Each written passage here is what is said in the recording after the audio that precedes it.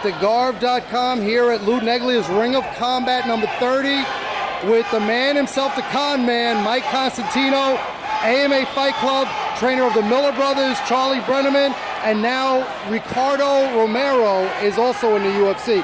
That's quite a stable of UFC guys. Thank you, Garv. Yeah, Ricardo Romero is a great addition. He's also still training with Mr. Katz down there, who's an awesome trainer himself. So, we're happy to be a part of it. And what's next? What's the schedule looking like for your guys in the UFC? We have Ricardo coming up 4th of July weekend on the big Brock Lesnar card. He's going to be fighting Seth Petruzzelli. And then after that, we have Charlie Brenneman fighting Johnny Hendricks in August. And then Jim Miller versus Gleison Tibau in September. So 3 big fights coming off the Dan Miller versus Bisping. So we're staying pretty busy. Now, the good news is about Dan Miller, he's a popular fighter. He's coming off 3 losses. They're 3 big-name losses, though. And, there was concern whether he was going to be cut, but it appears that he's staying in the UFC. Yeah, Dan Miller will definitely get another fight with the UFC, which we're very excited about. I mean, it's definitely a must-win fight. He's got to win his next fight, but he's still 3-3 with 2 first-round submissions.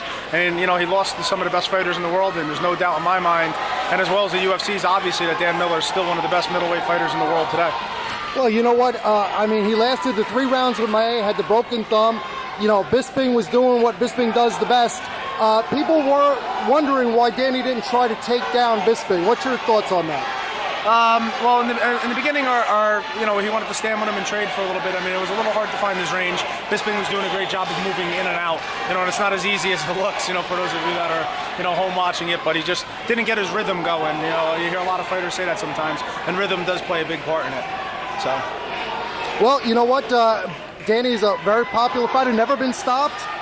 So we're looking, still got some high hopes for Dan Miller. Looking forward to all your AMA guys in the UFC. Mike Constantino, thanks very much. Thank you for all your coverage, Garv. Check out AMAFightClub.com.